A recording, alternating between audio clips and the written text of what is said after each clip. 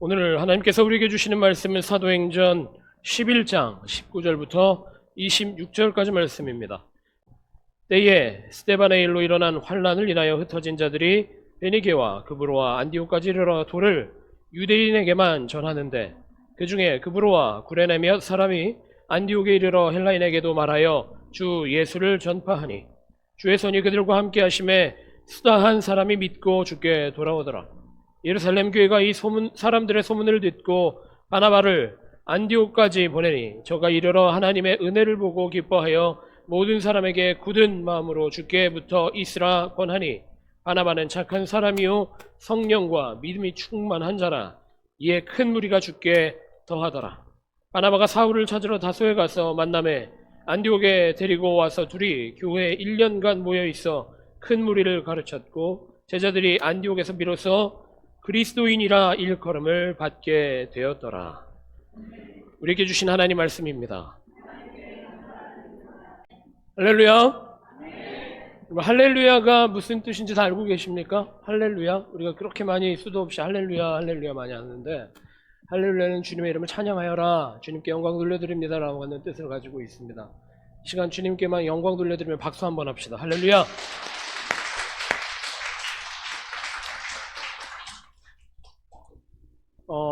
오늘 베델키즈 BBS팀 워십 댄스로 인해서 설교 시간이 10분이 줄을 수 있어서 감사하고, 또 오늘 성가대의 귀한 찬양으로 또 설교를 10분 더 줄일 수 있게 되어서 감사합니다. 할렐루야. 사실 설교보다 이렇게 귀한 아이들의 몸 찬양을 함께 고백하고 예배할 수 있는 게 얼마나 귀합니까? 또 성가대의 귀한 고백으로 찬양하고 또 주님께 영광 돌리는 게 얼마나 귀한 일인지 몰라요. 그래서 저는 오늘 설교를 딱 10분만 하기로 작정하였습니다. 제가 7분이 넘어가면서부터는 여러분들이 저에게 강력한 눈빛을 보내주시면 제가 그때부터 시계를 보고 빨리 끝내도록 노력할 테니까, 오늘 설교는 저의 눈을 강력하게 마주치시고 아이 컨택을 하고 설교를 듣는 시간이 될 수 있도록 해주셨으면 좋겠습니다. 주권사님, 제가 오늘은 좀 앞에서 설교해도 될까요? 괜찮을까요? 네. 오늘 제가 설교하면서 항상 이 공간만큼의 갭이 저와 여러분의 갭일 수 있겠다라는 생각을 하고 있었어요. 제가 많이 들어가서 설교를 하면 그만큼 강단의 신성함과 거룩함이 더 드러나겠지만, 제가 여러분과 가까이 하지 못하니까 혹시 저 혼자만 신앙생활하고 있는 것 아닌가? 저 혼자만 목회활동하고 있는 거 아닌가라고 하는 점검을 하게 돼서 오늘은 제가 욕먹을 각오를 하고 앞에서 설교하도록 하겠습니다. 여러분, 교회 학교의 모습을 보기만 해도 좋으십니까? 정말 좋으십니까? 제가 오늘 그건 진심으로 받아들일 수밖에 없을 것 같아요. 왜냐? 제가 이번 한 달 설교할 때 여러분들의 표정을 주의 깊게 봤고, 아이들이 율동할 때 여러분들의 표정을 봤는데, 제가 부임하고 나서 가장 밝은 표정으로 계셨던 것 같아서 좋아요. 교회 안에 교회 학교가 있다라고 하는 것, 아이들이 있다라고 하는 건 참 귀하고 좋은 일입니다. 특별히 우리가 BBS 여름 성경 학교를 할 수 있다라고 하는 것 자체도 참 귀한 일입니다. 그런데 왜 귀하냐? 그냥 아이들이 있으면 좋고 아이들을 신앙으로 교육하면 좋은 건데, 무엇이 우리를 이렇게 감동하게 하고 우리의 마음을 뜨겁게 하고 또 기쁘게 하느냐라는 겁니다. 대부분의 신앙인들과 교회가 놓치고 있는 것이, 교회 아이들이 많았으면 좋겠다, 유스가 많았으면 좋겠다, 청년과 청장년이 많았으면 좋겠다 까지만 생각하고 있는데, 진정으로 이게 하나님이 원하시는 일이고 또 하나님께서 교회에 맡기신 일인가, 거기서부터 점검하며 시작하고 있는지는 한번 생각해 봐야 된다라는 거예요. 내가 좋아서 하는 것인가, 아니면 하나님께서 기뻐하시기 때문에 하는 것인가. 내가 행복하기 때문에 하는 것인가, 하나님이 우리에게 맡기셔서 하는 것인가는 점검해 봐야 된다는 거예요. 제가 한 주간 동안 교회를 비우고 있어서 여러분들이 아주 행복하셨으리라고 생각합니다. 수요 성경 공부도 없었고 또 여러 가지 모임이 많이 휴강하였지만 그 기간 동안 제가 공부하고 왔는데, 제가 지금 박사 과정을 공부하고 있어요. 박사 과정 공부하고 있는데 저의 주제는 미셔널 처치입니다. 미셔널 처치. 여러분, 미셔널 처치가 뭔지 알고 계세요? 미셔널 처치. 한글로 다시 해볼게요. 여쭤볼게요. 선교적 교회가 뭔지 알고 계십니까? 선교적 교회. 여러분 다 눈으로만 저에게 대답을 해주셔서 감사합니다. 선교적 교회라고 하는 것은 선교하는 교회인 거예요. 선교적 교회라고 하는 것은 선교에 전념하는 교회라고 하는 것인데, 대부분의 성도들이 오해하는 게 있습니다. 선교라고 하는 이 단어, 띠이 가지고 오는, 우리에게 주는 어떤 임팩트가 있고 훈련받았던 게 있고 우리가 해오던 게 있어요. 선교라고 하는 것은 바다를 건너서, 국경을 넘어서서 해외로, 또 물과 바다를 건너서 다른 인종에게로 복음을 전파하고 선교사로 나가서 평생을 바치며 활동하는 것, 그것만이 우리는 선교다라고 생각하고 있습니다만, 선교라고 하는 것은 말 그대로 우리 교회의 본질입니다.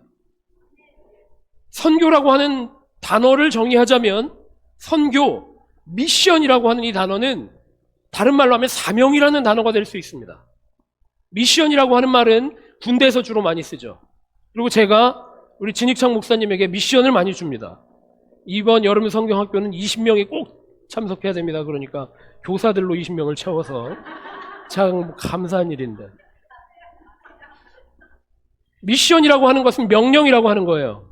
명령, 꼭 지켜야 하는 사명이라고 하는 겁니다. 예수님께서는 마태복음 마지막 장에 우리의 교회의 사명을, 한 가지 사명을 허락해 주셨는데 그것이 무엇입니까? 복음을 전파하고 제자 삼고 세례를 주고 또 예배하는 거룩한 교회로 세우는 것, 그게 예수님께서 우리에게 주신 사명이라고 하는 거예요. 그러면 미셔널 처치라고 하는 게 뭡니까? 미셔널 처치는 주님께서 우리에게 주신 사명에 전념하는 것. 우리가 교회로 모였는데 우리가 친교하기 위해 모인 건 아니잖아요. 우리가 교회로 모였는데 우리가 다른 것 때문에 모인 것이 아닙니다. 주님께서 우리에게 주신 사명이 있기 때문에 우리가 교회로 부름을 받았고 모여 예배하고 있고 또 주님 주신 사명을 감당하고 있는 줄 믿으시기 바랍니다. 그게 저의 공부 주제니까 여러분들은 그런 줄 알고 계시기 바랍니다. 무슨 얘기냐? 저는 그 목회에 목숨 걸었다는 거예요. 우리 교회도 이 주님 주신 사명에 목숨 거는 교회 되시기를 축복합니다.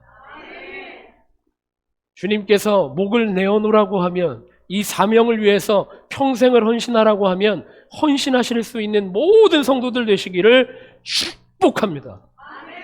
다 아멘 하셨어요. 아멘 하신 분들 제가 기억할 테니까 하나하나 사명을 다 맡겨드리도록 하겠습니다.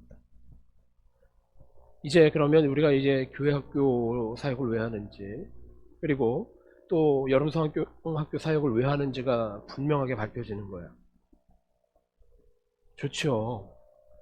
집에 손주들 오면 좋죠. 따뜻해지죠. 아이들 보고만 있어도 행복합니다. 주머니에서 막 100불짜리가 서너 장씩 막 나오기 시작합니다. 좋죠. 내 그 마음과 교회 안에 아이들이 뛰놀고 또 예배하고 성경으로 자라나는 모습을 보는 것은 조금 다른 것 같아요. 내가 기쁜 것이 아니라 주님이 기뻐하시는 것, 하나님께서 기뻐하시는 교회 학교, 그리고 이번 여름 성경학교 되기를 또 축복합니다. 또한 여러분들도 마찬가지입니다. 제가 여러 번 얘기를 듣습니다. 우리 교회 학교가 정말 오랜만에 생겨서 오랜 역사 가운데 휴식기가 있었지만 다시 세워져서 참 감사합니다. 여름 성경학교 이번에도 많은 분들이 기도해 주시고 후원해 주셨는데 그 도움의 마음이 오랜만에 해서 너무 좋고 너무 기쁩니다. 여기서 그치면 안 된다라는 거예요. 여기서 그치면 안 되고, 주님이 우리 교회에 또 다른 사명을 주셨고 또 다른 우리의 목숨 걸고 지킬 헌신을 주셨음에 감사하고 또 축제와 같이 기뻐할 수 있는 우리 베들교회 모든 성도들 되시기를 바랍니다. 이상해요. 항상 저기 뒤에는 아멘을 안 하셔요. 아멘, 아멘. 우리 교회는 선교적 교회일 수밖에 없고 미션을 처치일 수밖에 없는 거예요. 왜냐? 예수께서 우리에게 맡기신 사명이 있기 때문에 교회로 모였다라는 거죠. 그게 교회 본질이라는 겁니다. 오늘 본문 말씀에 보면 안디옥 교회가 나옵니다. 사도행전 11장에 보면 안디옥 교회가 나옵니다. 사람들이 모이기 시작했고 예루살렘 교회가 그 컨트롤 타워였기 때문에 그 소문을 듣고 바나바를 파송해 줍니다. 바나바가 열심으로 목회하여서 사람들이 점점 들어갑니다. 점점 들어가고 거기에 또 우리의 슈퍼스타, 우리의 레전드 플레이어 바울이 등장합니다. 바울이 함께 1년여 동안 사역하면서 안디옥 교회가 크게 성장한 거예요. 크게 성장했습니다. 근데 오늘 본문에서 우리가 주목할 점이 하나 있어요. 안디옥 교회를 보고 사람들이 드디어 뭐라고 불렀느냐? 그리스도인이다 라고 부르기 시작했다라는 거예요. 여러분들 다 그리스도인이십니까? 이상해요. 이쪽은 참 아멘을 안 해요. 여러분 정말 그리스도인이십니까? 우리가 예수 믿는 그리스도인이에요. 크리스찬입니다. 크리스찬인데 크리스찬이라고 이름 부르기 시작한 게 바로 안디옥 교회에서부터였다라는 거예요. 안디옥 교회에서부터 사람들로부터 저 사람들은 정말 예수 믿는 사람이구나, 저 사람들이 그리스도인이구나 라고 하는 호칭, 별명이 붙기 시작했다라는 겁니다. 이런 말 많이 하죠. 크리스찬, 그리스도인을 손 우리말로 하면 뭐가 됩니까?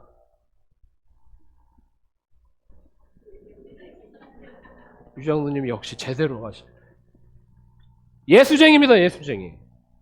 여러분 예수쟁이라는 얘기 들어보신 적 있으십니까? 평가 들어보신 적 있으세요? 없으실 것 같은데 이거 큰일 났는데. 저기 한국교회 그러니까 선교사들이 막 조선 땅에 들어오기 시작했고 교회에 사람들이 모이기 시작했을 때 사람들이 그런 별명으로 불려지게 됩니다. 뭐라고 불렸습니까? 예수쟁이. 사람들이 어떻게 보면 비하하는 말로 불렀던 거예요. 예수쟁이. 저 예수의 미친놈들. 예수의 미친놈들이 저기 다 모여 있구나. 예수쟁이들이 모여 있구나. 예수쟁이였다라는 거예요. 근데 그 예수쟁이라는 말이 얼마나 귀한 말인지 모릅니다. 사람들이 평가할 때 좋게 평가하든 아니면 비하하며 평가하든 저 사람은 예수에 미쳐있는 사람이구나 라는 평가락을 받았다고 하는 것이 오늘 성경에 기록됐다라는 거예요. 이게 얼마나 중요한 일이었느냐 라는 거죠. 이게 얼마나 중요한 일이었느냐, 얼마나 중요한 일이었기에 성경에 그리스도인이라고 불리었더라고 하는 것을 참 값지고 귀하게 기록했느냐 우리가 생각해 봐야 된다라는 겁니다. 왜 그리스도인으로 불리게 됐을까요? 그 전에 예루살렘 교회가 있었습니다. 마가의 다락방에서 성령 받은 처음 그리스도인들이 있었습니다. 교인들이 있었습니다. 근데 사람들은 그냥 그저 그런 또 하나의 활동으로만 생각했을 수 있어요. 그런데 안디옥에 와서는 안디옥 교회 사람들이 모여서는 저 예수쟁이들이라고 하는 말이 시작되었다라고 하는 거거든요. 여러분 안디옥 교회가 왜 모이기 시작했는지를 우리가 좀 봐야 할 필요가 있습니다. 안디옥 교회가 왜 모이기 시작했느냐면 핍박 때문이었습니다. 여러분 디아스포라라고 하는 말 알고 계십니까? 디아스포라, 흩어지다라고 하는 말 뜻을 갖고 있습니다. 디아스포라가 막 시작이 됩니다. 왜 시작이 되었느냐? 예루살렘 교회 박해가 시작되었기 때문입니다. 마가의 다락방에 모여서 성령 체험하고 주님께서 허락하신 성령님이 임하여서 초대교회가 시작이 되었습니다. 그리스도의 몸된 교회가 시작이 되었는데 예루살렘에서 너무 행복한 겁니다. 예루살렘에 모여서 너무 행복한 겁니다. 함께 살고 필요에 따라 또 도움을 따라 또 나누어 주고 함께 예배하며 떡을 떼며 밥 먹고 그렇게 즐거운 시간을 보내고 있었지만 예루살렘 교회 박해가 시작되었는데 그 박해의 상징이 되는 인물이 한 명 있었습니다. 오늘 본문에도 등장하는 바로 스데반이었습니다. 스데반이 복음 증거하다가 돌 맞아 죽습니다. 그리고 예루살렘 교회에 모여있던 교인들이 흩어지기 시작했습니다. 그 전까지는 유대인에게만, 오늘 본문에 기록한 대로 19절에 기록한 대로 유대인에게만 복음을 증거하던 교회가 드디어 유대인뿐만 아니라 이방인에게도 번져나가기 시작했다라는 거예요. 안디옥 지역까지 흩어져서 도망쳐서 갔지만 거기에서 예수 그리스도를 증거하기 시작했더니 거기에서 유대인뿐 아닌 다른 사람들도 복음 앞에 엎드려지고 복음에 사로잡히고 예수에 사로잡힌 예수쟁이들이 됐다라고 하는데 우리가 주목해 볼 필요가 있다라는 겁니다. 여기에서 교회가 참 교회가 시작되는 겁니다. 복음은 확장성이 있는 겁니다. 복음은 숨길 수가 없는 거예요. 아무리 우리에게 어려움이 오더라도, 우리에게 참 장애물이 오더라도 주님께서는 우리에게 힘 주시고 또 이 역경을 헤쳐나갈 감동을 주셔서 복음이 살아나갈 통로를 허락해 주신다라고 하는 것을 믿는 베들교회 모든 성도들 되시길 바랍니다. 그게 바로 선교적 교회라고 하는 거예요. 거기서 참 교회가 시작되는 겁니다. 그리고 여러분들이 그리스도인으로 증명이 되는 순간인 줄 믿으시길 바랍니다. 성경학교 왜 하냐? 우리가 선교하기 위해서 하는 겁니다. 아이들에게, 우리 아이들 잘 길러야죠. 가정에서도 아이를 잘 길러야 됩니다. 요즘 아이 기르는 모습을 보면 저 포함해서입니다. 아이들을 기를 때 목숨 걸고 합니다. 목숨 걸고 해요. 머리 싸매고 합니다. 뭐를 가르쳐야 될지, 어떻게 길러야 될지, 또 어떤 방법으로, 또 어떤 서포트를 해줘야 될지 목숨 걸고 해요. 왜? 내 생명보다 귀하니까. 근데 저는 애들을 그렇게 기르지 못해서 참 미안하지만 대부분은 그렇게 하더라고요. 어떤 이제 2세 계획이 있는 커플이 저에게 물어봅니다. 어떻게 하면 아이를 잘 기를 수 있습니까? 라고 물어봤어요. 진짜로 물어보더라고요. 그래서 제가 이렇게 얘기해요. 저는 그 말할 자격이 없는 것 같습니다. 라고 말하면서 내가 기르는 게 아니라 하나님께서 길러주시는 게 크리스찬 가정의 교육인 줄 믿으시기 바랍니다. 이렇게 얘기했어요. 우리 교회 학교는 내가 기르는 데에서 주님께 맡기는 데에서 시작하는 줄 믿으시기를 바랍니다. 우리 교회 학교, 아멘. 그게 교회 학교라는 거예요. 선교라고 하는 것이 우리가 해외 멀리 있는데 하는 것이 그것만이 선교가 아니라는 거예요. 우리에게 주신 환경들, 우리에게 주신 인간관계들, 우리에게 주신 삶의 터전들, 그게 선교 현장인 거예요. 왜? 우리는 예수쟁이이기 때문에, 그리스도인이기 때문에, 우리는 내 아이덴티티로 살아가는 사람이 아니라 그리스도의 아이덴티티로 살아가는 사람들이기 때문에 내가 숨 쉬는 것도 예수를 위하여, 내가 먹는 것도 예수를 위하여, 내가 사람 만나는 것도 주님이 보내주셨기 때문에 만났다고 고백하는 게 바로 크리스찬인 줄 믿으시길 바랍니다. 그래서 내가 아이를 낳았더라도, 저기 아이 있는 분들은 다 잘 들으세요. 내가 내 뱃속에, 내 배 아파서 낳았더라도 내 아이가 아니라 하나님께서 보내주신 아이인 줄 믿으시길 바랍니다. 그렇게 고백하고 아이들에게 선교하시기를 바랍니다. 우리 집사람만 아멘하죠? 하나님께 맡기는 거예요. 그리고 말씀으로 양육하는 겁니다. 이 아이들에게 복음 가르치는 것보다 더 중요한 게 없어요. 복음은 우리 인생을 총체적으로 책임지는 것이기 때문에 이 아이들에게는 복음 하나면 충분한 줄 믿으시기를 바랍니다. 여러분 가정은 다르십니까? 내 남편은, 내 아내는 또 다른 관계입니까? 아니요, 그렇지 않습니다. 내가 왜 가정을 이뤘습니까? 하나님이 허락하셨기 때문이에요. 하나님이 허락하셨기 때문입니다. 그래서 우리의 부부관계도 선교의 현장입니다. 내가 하면, 죄송합니다. 대부분이 그러니까 내가 하면 부부싸움 뿐입니다. 내가 하면 엉망진창입니다. 내가 만났으면 허물어질 수밖에 없는 겁니다. 하나님이 만나게 하셨으면 하나님께서 이 가정을 하나님 나라로 만들어주시는 줄 믿으시길 바랍니다.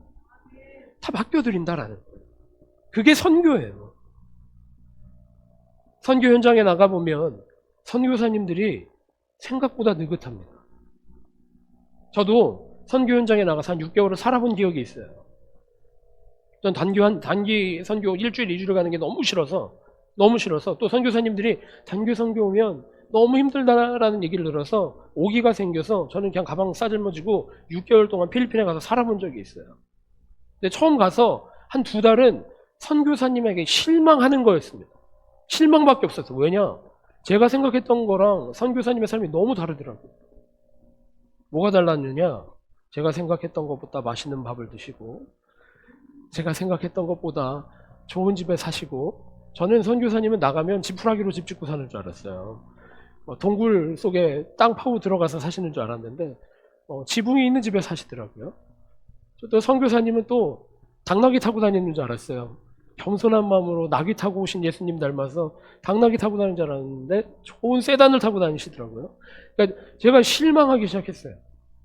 근데 계속 3개월이 지나고 4개월이 지나고 5개월이 지나고 마지막 6개월을 살면서 깨닫게 된 게 있어요. 선교 현장에서는 선교사님이 사역하시는 게 아니라 하나님께서, 성령님께서 살아 역사하고 계시더라고요. 중요한 게 뭐였느냐면 선교사님들은 선교사님 의지대로 하잖아요. 모든 순간 기도하고 주님께 구하고, 주님 어떻게 할까요? 주님 나의 필요를 채워주시고 이 땅의 필요를 채워주옵소서. 주님께 맡기시더라고요. 그러니까 막 풀려나가기 시작해요. 여러분에게 맡겨주신 선교 현장을 주님께 맡기실 수 있는 우리 베들교회 모든 성도들 되시기를 바랍니다. 내 가정이 선교의 현장이고 내 자녀들이 선교의 현장이고 나의 일터가 선교의 현장이라는 거예요. 여러분 그거 오해하시면 안 돼요. 잘못하시면 안 됩니다. 여기에서만 우리가 그리스도인이고 직장에 나가면 내가 비그리스도인이다라고 착각하시면 안 됩니다. 내가 이 예배 드릴 때는 참 은혜로운 사람인데 뒤돌아서 집문을 열고 들어가는 순간 악독한 와이프가 되시면 안 됩니다. 오만한 남편이 되시면 안 됩니다. 내 주 때만 살아있는 꼰대 같은 아버지가 되면 안 되는 거예요. 엄마가 되면 안 되는 거예요. 주님께서 보내주신 사역의 현장이라고 생각하고 살아가실 수 있는 베들교회 모든 성도들 되시기 바랍니다. 그게 선교라는 거예요. 오늘 설교 제목이 전도는 참을 수가 없습니다. 여러분 전도 정말 참으실 수 없습니까?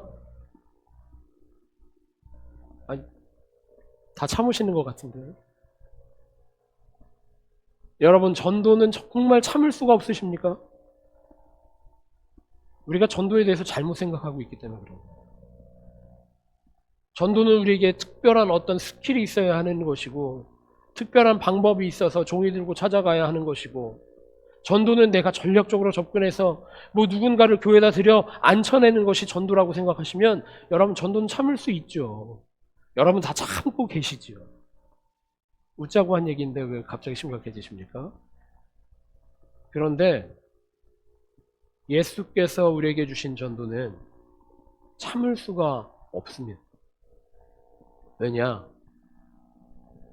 복음으로 감화되어지고 구원받은 사람의 삶은 복음이 드러날 수밖에 없기 때문에 복음의 능력으로 살아가는 사람의 삶을 통하여 복음이 증거되는 것은 내가 숨기려고 해도 숨길 수가 없기 때문인 줄 믿으시기를 바랍니다. 그래서 여러분의 삶 자체가 전도라는 거예요. 여러분의 삶의 모양 자체가 전도이고 주님께서 보내주신 그리스도의 향기이고 그리스도의 편지이다라고 하는 것을 믿고 담대하게 살아가실 수 있는 우리 베들교회 모든 성도들 되시기 바랍니다. 그래서 여러분이 밟는 땅들마다 선교 현장이 되고 주님께서 인도해 주시는 선교 사역지가 되고 주님께서 승리하시는 선교의 현장이 되시기를 또한 축복합니다. 이 시간에 우리가 같이 찬양하기를 원하는데 여러분 나에게 지금 가장 마음이 불편한 사람, 내가 생각만 해도 소름 끼치는 삶의 현장 한 가지 생각해 보시기 바랍니다. 말하시면 안 돼요. 옆에 있는 분들 시험 드실 수 있으니까 생각만 하세요. 그리고 이 시간에 찬양하고 기도로 고백할 때에 내가 했는지, 내가 해결하려고 했는지, 아니면 정말 주님께 맡겨드렸었는지를 한번 생각해 보세요.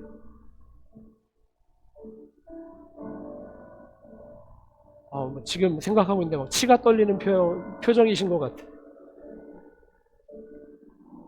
우리가 할 수 없습니다. 우리가 하는 게 아니라 주님께서 주신 삶을 살아가는 것이고, 주님께서 구원해 주신 삶을 살아갈 때에 성령께서 우리를 통해 역사하시는 줄 믿으시기 바랍니다. 내가 하면은 힘겹고, 내가 하면 불편하고, 내가 하면 미움의 감정이 있지만, 주님께서 주신 삶을 살아갈 때에는 주님이 사랑하게 하시고, 주님께서 해결하게 하시고, 주님이 일으켜 세워주시는 줄 또한 믿으시기를 바랍니다. 우리 교회에도 여러 가지 사역들이 있습니다. 성가대도 있고 교회학교도 있고 또 여러 가지 속회 활동도 있고 남성교회 여성교회 활동도 있습니다. 우리가 할 수 있는 게 아닙니다. 주님께 맡겨드리시고 주님께 맡겨드리십시다. 그때 주님께서 일하기 시작하실 줄 믿으시기를 바랍니다.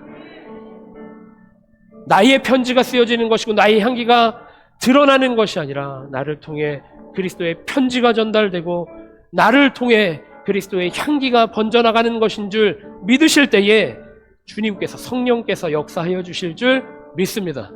우리가 그런 마음으로 옆에 있는 분들 축복하면서 또 결단하면서 같이 찬양하며 주님께 우리의 삶을 드리겠습니다. 너는 그리스도의 향기와 하나님, 이 시간 우리가 결단하고 세상으로 나아갑니다. 주님, 우리가 사내는 것이 아니라 주님이 살아주시는 줄 믿습니다. 우리가 이루어내는 것이 아니라 주님께서 세워주시는 줄 믿습니다. 주님의 능력으로 승리하게 하여 주시고 주님의 은혜로 세워져가는 베델교회 모든 성도들 될 수 있도록 인도하여 주시옵소서. 이 시간 결단할 때에 우리 입술로만 결단하지 않고 우리의 중요한 것들을 구별하여 주님 앞에 드립니다. 물질만 드리는 것이 아니라 우리의 삶을 주님 앞에 드리기를 원하오니 주님, 우리의 모든 인생을 사용하여 주셔서 주님의 나라와 뜻이 이루어질 수 있도록 인도하여 주시옵소서. 우리의 입을 통하여, 우리의 섬김을 통하여, 우리의 발걸음을 통하여 하나님 나라가 확장될 수 있도록 인도하여 주시옵소서. 우리가 기도하고 간구하는 내용들 주님이 다 듣고 계시는 줄 믿사오니 하나도 빠짐없이 응답하여 주시되 우리의 생각보다, 우리의 뜻보다 더욱 크고 합당하고 놀라운 것으로 우리에게 베풀어 주셔서 간증거리들이 날마다 넘쳐나는 우리 베델교회 모든 성도들 될 수 있도록 인도하여 주시옵소서. 이 시간에 함께하지 못한 우리의 지체들이 있습니다. 형제들, 자매들이 있습니다. 질병 가운데, 여러 가지 이유 가운데에, 여러 가지 근심 가운데에 함께하지 못한 우리의 성도들 주님 찾아가 주셔서 위로하여 주시고 회복시켜 주시고 승리하게 하여 주셔서 우리가 다시 모일 때에는 한 사람도 빠짐없이 주님 앞에 나와 축제와 같은 예배 드릴 수 있도록 주님 역사하여 주시옵소서.